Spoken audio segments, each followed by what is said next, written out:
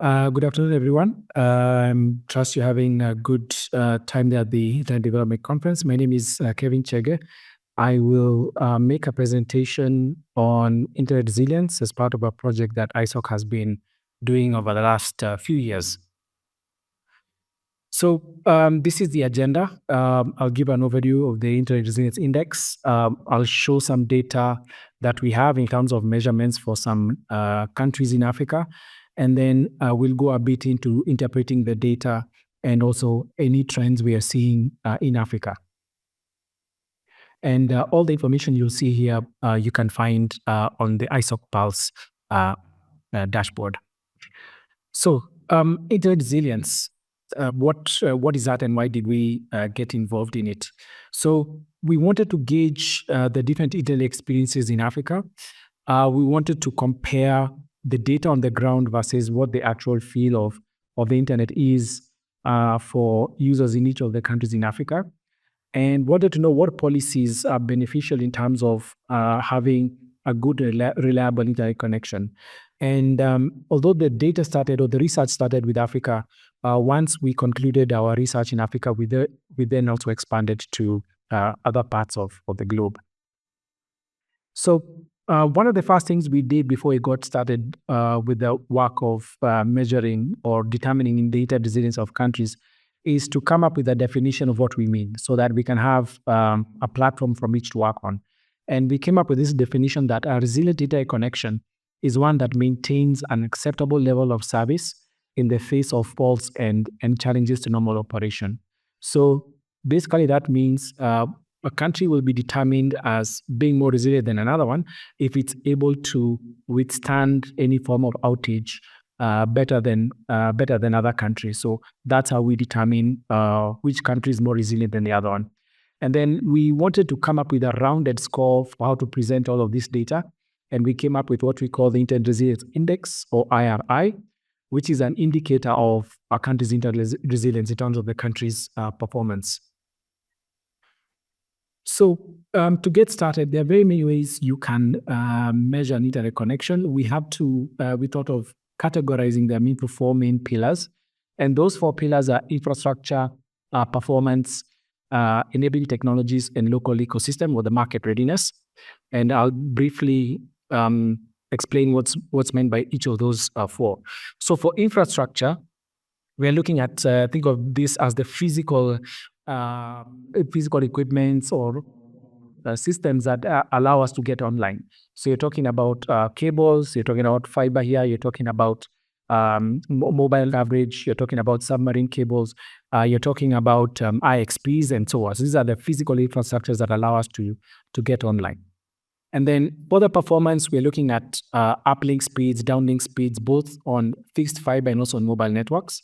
And then for enabling technologies, we're looking at in a country, how well have they adopted these key technologies that are used online. So this is IPv6, which Cefricas has touched on a bit. The work that Africa is doing in IP addressing, managing the IP addresses and how those are being used. HTTPS in terms of adoption and usage, secure DNS, and how well the country is doing in terms of routing security.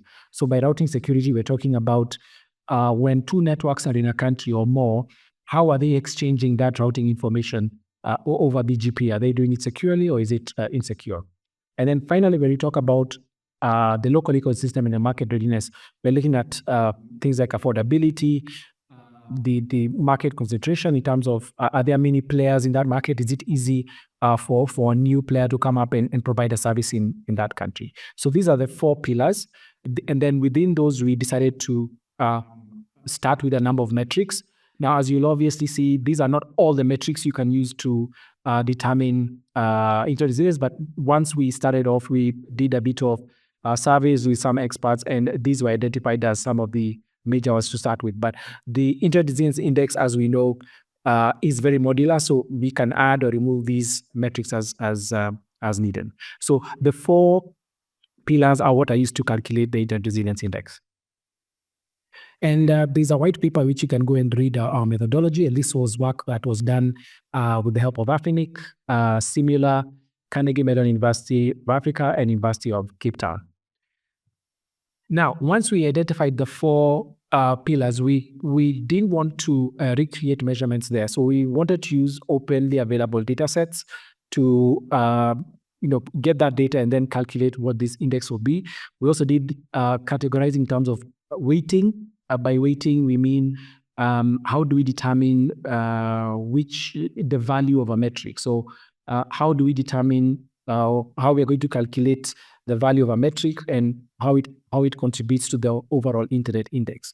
So the four pillars, as mentioned, each of them provide 25%, so adding up to 100% of the index score. And then within those are the metrics I mentioned within them. Those we determined based on internal discussions. These were the figures we came up with. Now, there are hundreds of data sets out there on the internet that are freely available. Some are locked, but we needed a way to select which data sets to use. We came up with these 5 criteria. We wanted data sets that were relevant, that were accurate, that had a wide coverage. So we wanted data which we can get for almost all the countries globally. We wanted fresh data, so data that was not more than 2 or 3 years old. And we wanted data which we could, over time, observe some trend where we can say, okay, this country has made some investments or there's been improvement in some of the metrics. This is a growth we are seeing in this country.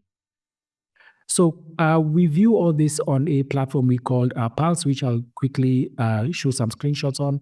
But the Pulse dashboard is a platform where we curate a lot of information from different sources and present it in an easy to understand manner. And we've been running this for several years now. You can go to pulse.internetsociety.org to see some of the measurements we have there and several focus areas that we have, one of which is internet resilience, which is what we are covering here today.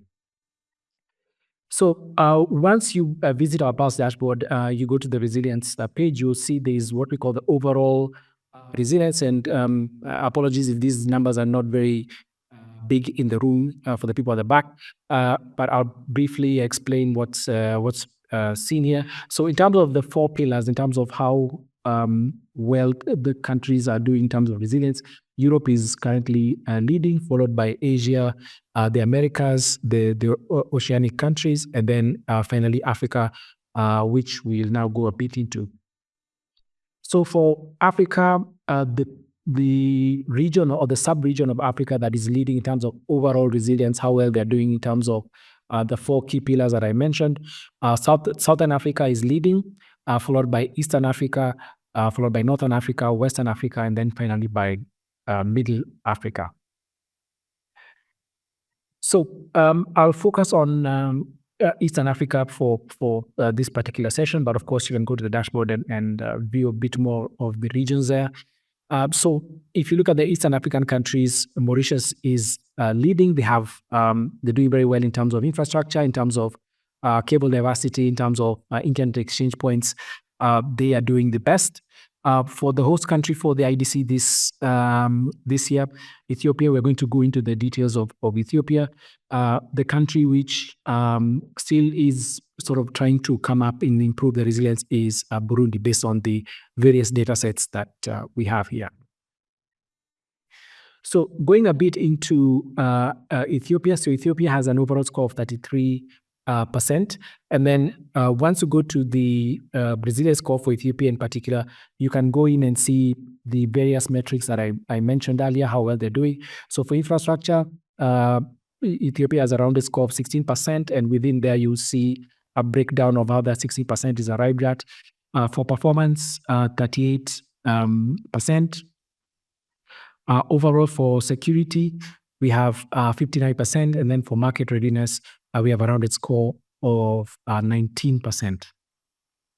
So on any country you pick on the Pulse dashboard, you can click on it and get this breakdown of the data. You can then also do a bit of comparison, which we are going to present, which I'll explain a bit here. We'll compare Ethiopia to the leading country in Eastern Africa. So in the sub-region of Eastern Africa, Mauritius is leading. Looking at one particular pillar, which is infrastructure, Mauritius is a smaller country, so the argument there is, of course, perhaps laying infrastructure in terms of fiber is easier than a large country that is big in terms of land mass, Ethiopia. That is the comparison which you need to factor in when you're looking at these two countries. But of course, we look at Ethiopia and compare it to a country that's also big and see how they're doing. So one key metric there that you see that I've highlighted at the top is what we call the 10-kilometer fiber reach. And this is a percentage of the population that is within 10 kilometers of a fiber connection point. Now, Mauritius is a small country. As I mentioned, this is probably easier to achieve than for Ethiopia. We'll look at Ethiopia based on another Eastern African country of perhaps almost similar size. But one key metric there, which I'd like to highlight, is the number of internet exchange points. So you can see Mauritius there has a rounded score of 10%, and Ethiopia, as of when this was taken, currently there's no IXP operating in Ethiopia. And we'll talk a bit more about IXPs and why they are very important. I'm sure Gilan and my colleagues there have mentioned why IXPs are critical, but we'll talk about that in the context of when cables go up, why IXPs are really helpful. So comparing infrastructure for a country that is large, so we are going to look at Tanzania and Ethiopia and just look at the fiber reach there. We can see Tanzania's work or investment in infrastructure is better than what's currently there in Ethiopia. Fiber 10-kilometer reach for Tanzania is currently at 7%. And for IXPs, Tanzania is doing very well because they have 6 IXPs that are operational right now. And Ethiopia, as mentioned, right now there's no current exchange point. Now, the data that you see there, we're also trying to, for the metrics that I've mentioned, we're also trying to add in a bit of historical data so that you can see growth and improvement over time. So I took one metric called the number of data centers in particular in Ethiopia, just see the trend. And we can see there is improvement in this particular metric, which leads towards physical infrastructure. So data centers are critical as well as IXPs and submarine fiber and terrestrial fiber.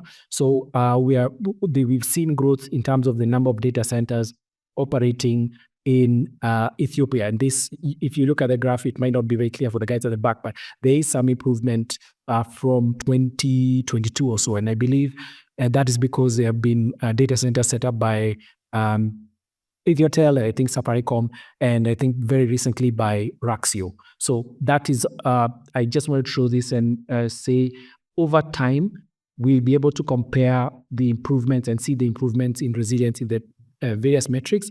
And this will also weigh into the overall score for Ethiopia in terms of internet resilience and how that improvement is being tracked. So as you can see, there's a lot of data available there on the Pulse dashboard. So how can you use it? How can you use this resilience data? How can you use it to your benefit? So for governments and policymakers, this is a good way to identify areas for improvement. I've just shown a comparison there in terms of infrastructure for various countries. That is one way to look at it. Also in terms of policy establishment. So one way to look at it is why is it that perhaps one country is doing better than another one despite maybe similar investments in infrastructure? It could be that the policy environment is different. Maybe one country has a more favorable policy environment that allows competition. So that's one way government and policymakers can use the data that we have. If you're just an individual who's trying to understand your what's available in your country in terms of performance, comparing your country to the neighboring country, you can use the resilience index, and you can use that to advocate for improvement. So as I mentioned, you can perhaps compare why is your neighboring country doing better than your home country. Maybe there's a policy gap there or an infrastructure investment that can be done. And then finally, there, if you're an infrastructure provider, if you want to set up a data center, if you want to set up an internet service provider or some other, lay terrestrial fiber and so on, you can use this to identify areas for improvement and where it makes sense to invest or where there are gaps in the market that you can set up in. So basically, if I was to summarize this, is the index can be used to make informed decisions. So that's probably the simplest way to look at the index and obtain value from what you see from all the information there. Last year in Africa, we saw a number of outages, and I thought I'd mention how those outages were reflected in terms of interresilience. So we had a big fiber cut in West Africa in March, and then another fiber cut in, a submarine cable cut in Eastern Africa towards May, I think the month of May it was. And that was a good time to try and look at the resilience information and see how did the countries do based on the data we have. And we saw that the countries that were more significantly impacted had lower interresilience scores than the countries that were able to maintain some level of uptime. So this just showed that if a country has a lot of investment in infrastructure, so maybe there's a lot of terrestrial fiber or submarine cables or terrestrial fiber into neighboring countries, those countries were able to maintain some level of uptime than countries that did not have a lot of physical infrastructure or investment in infrastructure. So that's one key thing that we saw with the resilience. And then also for the countries that had internet exchange points, the impact was very much reduced because local traffic could keep flowing. So, for example, in Kenya, which was also affected, where I'm based, which was also affected by the East Africa submarine cable cut, because we had a number of IXPs, the impact was not greatly felt. The impact was more of the data that was outside the country, but the e-government services, some of the CDN services were still operational, and that can be attributed a lot to the exchange points keeping the local traffic local. So even as countries think about investment in submarine cable and terrestrial and so on, IXP is also a critical thing to plan for. And also countries that had low Earth orbit satellites, so services like Starlink and so on, they could maintain some uptime, but it's still not yet a big scalable solution for many. We know many countries don't have not approved licensing for all the low Earth orbit satellites. So if you're in a country where you have low Earth orbit, maybe you have a slight advantage. You can perhaps yourself or a small part of the country or a small community online, but that cannot scale to cover a large population yet.